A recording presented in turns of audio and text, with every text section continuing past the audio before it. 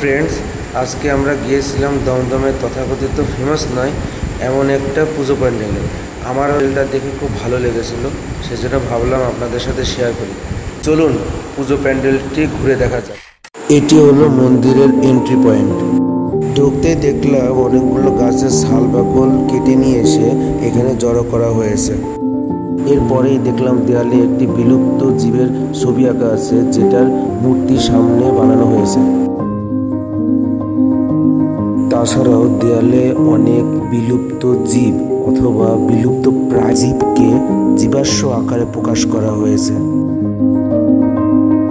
দেয়ালে জীবাশ্মগুলো দেখে মনে হচ্ছে এই জীবাশ্ম প্রাণীগুলো একবার করে দেয়াল দিয়ে বেয়ে উঠছে, একবার নামছে, একবার উঠছে, একবার নামছে।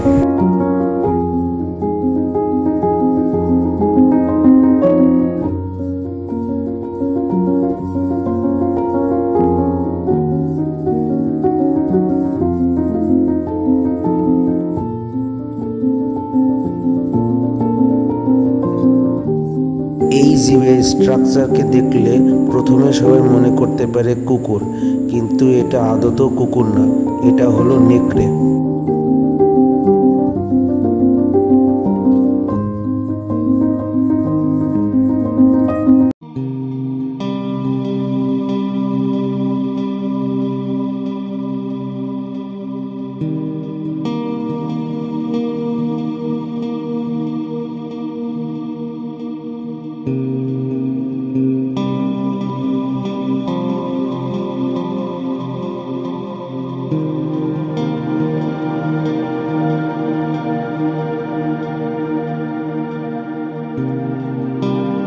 এরপরে আমাদের দেখা গেল বড় একটি ব্লু হুইলের সাথে, যার পিঠে অনেকগুলো স্থাপনা গড়ে উঠেছে।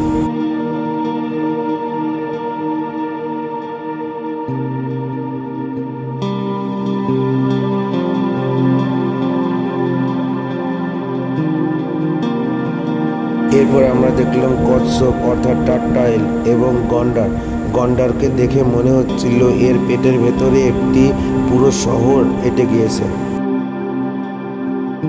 এরপর আমরা দেখলাম বাঘ এবং মানুষের বন্ধুত্বের নিদর্শন।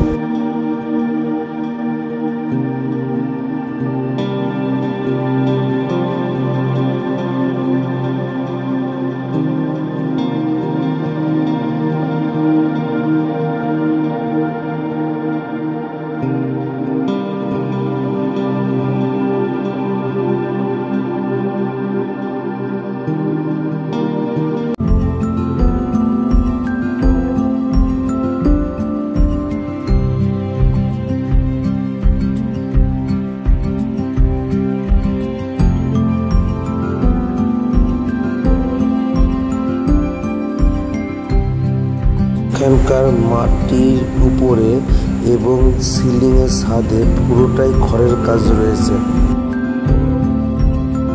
পুজো কমিটি একটি আনকমন থিম এবং আনকমন ব্যাপারটাকে ফুটিয়ে তোলার চেষ্টা করেছে, সেজন্য পুজো কমিটির সমস্ত মেম্বারকে আমার পক্ষ থেকে অসংখ্য ধন্যবাদ জানাচ্ছি।